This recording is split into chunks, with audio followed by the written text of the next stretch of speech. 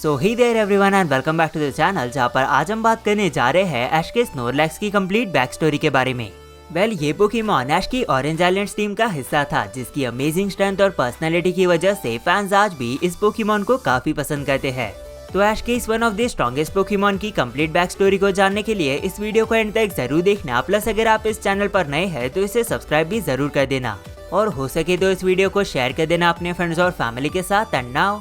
Let's begin. अब ऐश ने इस पोकेमॉन को सबसे पहले एनकाउंटर किया था उसकी ऑरेंज आइलैंड जर्नी के टाइम पर एपिसोड नंबर 94 स्नैक अटैक में, जहां पर ऐश और उसके दोस्त पहुंचे थे 7 ग्रेप फ्रूट नाम के एक आइलैंड पर, और उन्हें पता चला था एक सुपर हंग्री पोकेमॉन के बारे में, जो कि अपनी नजर में आने वाले हर एक फ्रूट को बस खा जाया करता था। और इसे रोकना भी थोड़ा सा मुश्किल जरूर था, बिकॉज ये पोकेमॉन ना सिर्फ एक अच्छा स्विमर था बल्कि एक स्ट्रॉन्ग पोकेमॉन भी, जिसकी वजह से आइलैंड के लोगों को ये लग रहा था कि अगर इस स्नोरलैक्स को कुछ दिनों के अंदर स्टॉप नहीं किया जाता है तो ये सभी फ्रूट्स को पूरी तरह से खा जाएगा।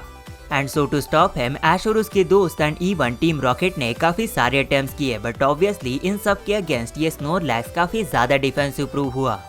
जिसके बाद टीम रॉकेट ने इस पोकेमॉन को सुलाकर स्टॉप करने का सोचा, बट टीम रॉकेट के इस प्लान को स्नोरलैक्स ने बहुत ही इजीली एक मेगा किक से स्टॉप कर दिया और उन्हें सीधा ब्लास्ट ऑफ कर दिया। पर इस सब के बीच ऐश और उसके दोस्तों ने समहाउ लुअर कर लिया एक जिग्लीपफ को, एंड उसकी मदद से उन्होंने स्नोरलैक्स को स्लीप में डाल दिया, जिससे फाइनली उन्होंने स्नोरलैक्स से इस आइलैंड को प्रोटेक्ट कर लिया। प्लस इसने ऐश को भी मौका दिया इस पोकेमॉन को कैप्चर करने का, जिसके बाद पिकाचू की मदद से इसे वीक कर ऐश ने इस पोकेमॉन को सोते हुए ही कैप्चर कर लिया। अब इसे कैच करने के बाद इस पोकेमॉन की फूड हैबिट्स की वजह से ऐश और उसके दोस्तों के लिए ये पोकेमॉन हमेशा ही एक बड़ी प्रॉब्लम था, और इसी की वजह से ऐश भी इस पोकेमॉन को उसके पोकेबॉल से काफी रेयरली ही बाहर निकाला करता था, जिसकी वजह से ऑरेंज आइलैंड्स के सफर के दौरान स्नोरलैक्स हमें काफी लिमिटेड टाइम के लिए ही ऑन स्क्रीन देखने मिला था। ऐश के इस पोकेमॉन को सबसे पहले बैटल करने का मौका मिला था सीधा episode number 104 bound for trouble में, जहां पर उसने फेस किया था एक वाइल्ड राइडॉन को। एंड ऑब्वियसली इसकी अमेजिंग स्ट्रेंथ की वजह से स्नोरलैक्स ने सिर्फ एक ही मेगा पंच से इस राइडॉन को सीधा हवा में भेज दिया था। पर फिर जब इस पोकेमॉन को रियल फाइट करने का मौका मिला, तब इसकी स्लीप की वजह से ये प्रॉपरली बैटल नहीं कर पाया। अब स्नोरलैक्स की इस परफॉर्मेंस के बाद ये पोकेमॉन हमें सीधा देखने मिला episode number 107 Pokemon food fight में, जहां पर ऐश ने गलती से चारिज़ार्ड की जगह पर स्नोरलैक्स को सेंड कर दिया था गुलजार के ग्लूम से बैटल करने के लिए। पर इसे सेंड करते टाइम पर ऐश ने इसके पोकेबॉल को इतने जोर से फेंका था कि वो सीधा एक रॉक पर जाकर टूट गया था। बाहर आते ही स्नोरलैक्स ने अपनी स्ट्रेंथ को तो शोकेस किया ही गुलजार के ग्लूम को इजीली क्रश कर, बट उसके बाद इस पोकेमॉन ने उसके फ्लावर्स तक को खाने का ट्राई किया,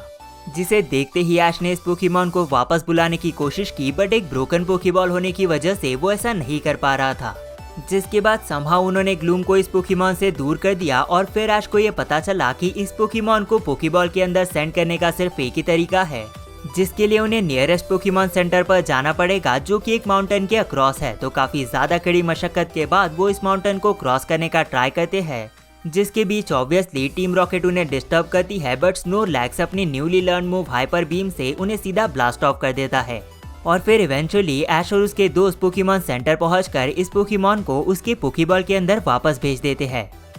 अब इसके बाद ऐश ने इस पोकेमॉन को अपनी ऑरेंज आइलैंड्स जर्नी में अपने साथ तो रखा, बट उसे यूज नहीं किया, और फिर फाइनली अपनी जोटो जर्नी को स्टार्ट करने से पहले उसने इसे ड्रॉप कर दिया प्रोफेसर रोक के पास।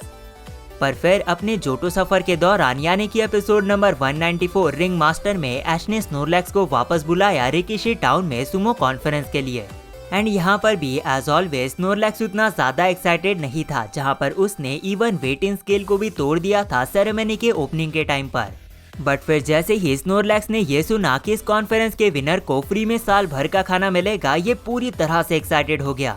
और फिर क्या, इस पोकेमॉन ने 1 बाय 1 सभी पोकेमॉन्स को डिफीट करना स्टार्ट कर दिया, जिससे ये इवेंचुअली पहुंच गया इस कॉन्फ्रेंस के फाइनल्स में, जहां पर उसे फेस करना पड़ा राइडन के फ्रैलिगेटर को। एंड यहाँ पर थोड़ी एक्साइटमेंट में आकर स्नोरलैक्स ने थोड़ा ऑफेंसिव अटैक कर दिया फ्रैलिगेटर पर, बट फ्रैलिगेटर ने खुद को काम रखा और एक काफी गुड फाइट को पुट अप किया स्नोरलैक्स के अगेंस्ट। पर ये पोकेमॉन किसी भी हालत में इस कॉन्फ्रेंस को जीतना चाहता था, जिसकी वजह से इवेंचुअली थोड़े से लक और पावर की मदद से उसने फ्रैलिगेटर को पुश आउट कर दिया रिंग से और जीत लिया इस कॉन्फ्रेंस को। जिसके बाद ऐश ने इस पोकेमॉन को वापस भेज दिया प्रोफेसर ओक की लैब में।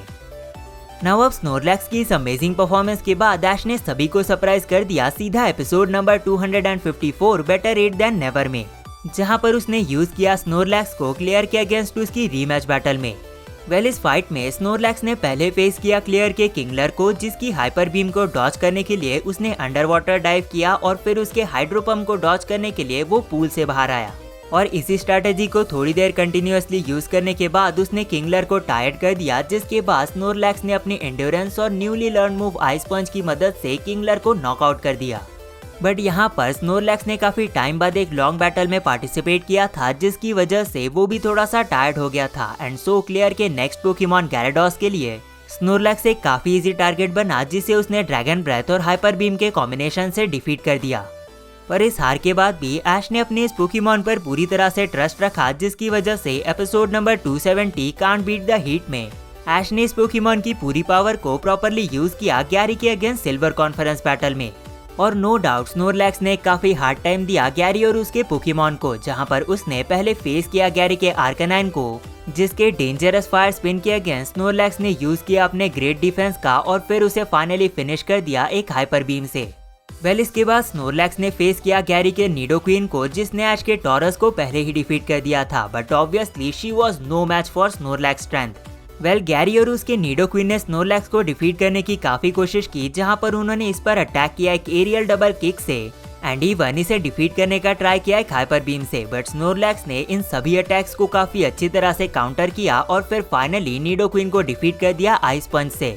बट श्योरली इन दोनों पोकेमॉन्स को डिफीट करने के बाद स्नोरलैक्स थोड़ा सा टायर्ड हो गया था, जिसकी वजह से वो गैरी के नेक्स्ट पोकेमॉन सीजोर की स्पीड को मैच नहीं कर पाया। और अनफॉर्चुनेटली गैरी ने इसी का फायदा उठाकर स्नोरलैक्स को हरा दिया सीजोर के मेटल क्लॉ की मदद से।